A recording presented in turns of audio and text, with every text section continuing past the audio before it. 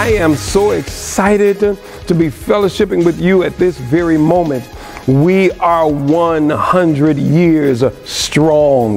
Can you believe that? 100 years from our founder in the year 1919, Bishop William Matthew Roberts, Bishop Kane Scott, Bishop John Olive Mason, Bishop Isaiah Leon Roberts, Bishop Cody Vernon Marshall. And our God, through his divine providence, has allowed me to be sixth in succession to sit at the helm of this iconic jurisdiction, Northern Illinois.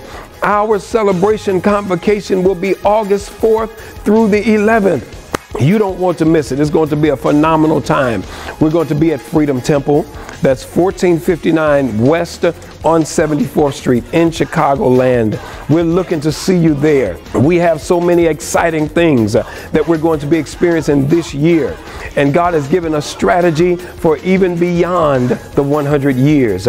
We're going to be going into a time of exceptional resources. I believe in my heart that God has given the Church of God in Christ all of the resources it needs to experience the great ministry that it has. Exceptional resources in the areas of human services, social services. We're going to address senior services and youth services. We're going to address ministry needs, tools for growth. Listen, we've got to do more than just shout to people. There has to be a focus on the human, the physical, the emotional, the educational need of the people. Not only that, but we're going to reach into the pews to go after a generation that's missing. We're going to go after them through deliberate program, intentional instruction, cutting edge worship. We're going to go into the areas and tap untapped talents, unreached potential. We're telling our youth, come on back to church. Also, we're going to focus on church growth. The local church has to be strong. We want to make sure that there's a spiritual growth and not just a natural growth. You don't want to just swell, because if you swell, that's indicative of a sickness. But you want to grow. And to grow, you need the right tools. We're going to expose ourselves to those tools that would expand us both naturally and spiritually. We'll talk about hindrances to church growth, growth killers, if you will. Sometimes it's not the stuff you're not doing. Sometimes it's what you are doing that kills your ministry. And so we're going to expose ourselves to the right tools, put ourselves in the right climate so that we can grow. I am passionate about leadership development. I want to make sure that the pastor of the local assembly is exposed to the right climate for his own personal growth.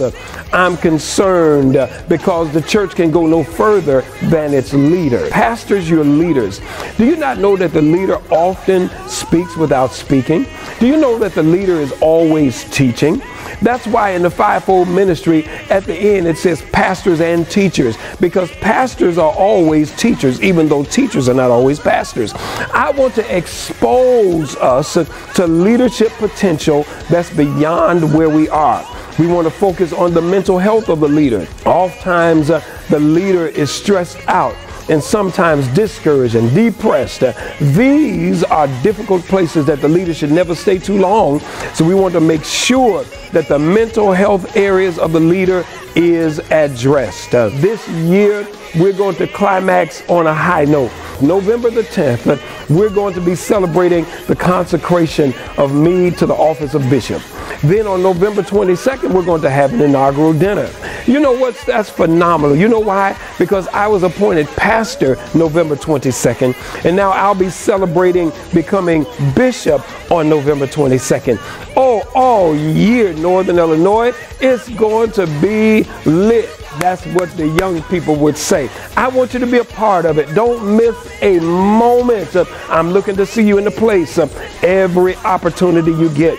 I was glad when they said unto me, let us go into the house of the Lord.